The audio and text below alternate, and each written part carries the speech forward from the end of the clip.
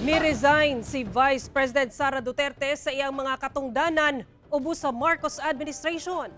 Atong sano ng detalye niini sa live report ni Argil Relator. Argil.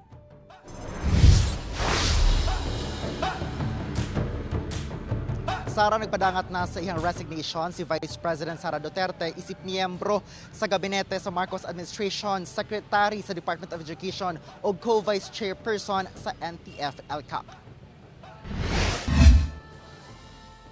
Earlier today, June 19, 2024, I sought an audience with the President and tendered my resignation as the Secretary of Education effective July 19, 2024.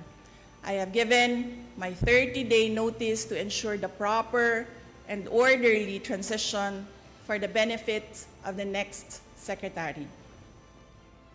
Kini ang gipahayag ni Vice President ug Education Secretary Sara Duterte karong hapon pinaagi sa social media page sa DepEd Philippines.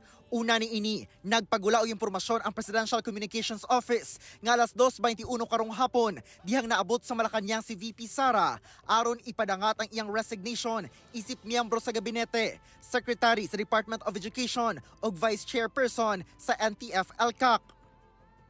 Mga kababayan, ang aking pagbibitiw ay hindi lulan ng kahinaan, kundi dala ng tunay na malasakit para sa ating mga guro at kabataang Pilipino. Bagamat hindi ako magpapatuloy na mamamahala sa kagawaran, patuloy pa rin nating itataguyod ang kalidad ng edukasyon na nararapat para sa Pilipino.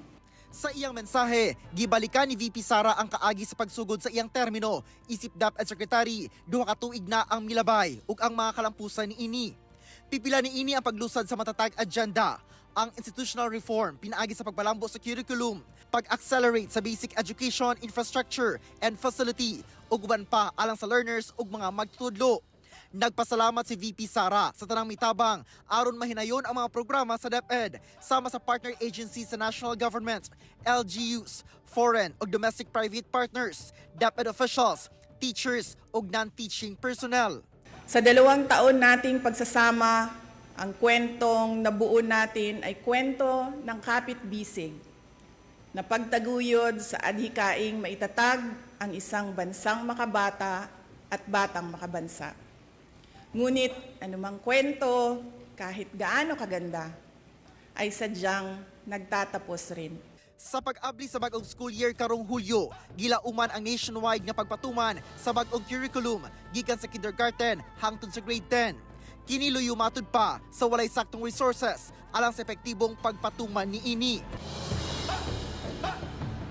Sara, atong ipangayuan og komento ang DepEd Regional Office 11 labot sa pag-resign ni VP Sara isip Education Secretary. Sumala sa spokesperson no, si Sir Dudong Atilio, gisayangan sila sa nahimong desisyon ni VP Sara apan girespeto nila ang maong desisyon. Sara. Okay, daghang salamat Argil Relator.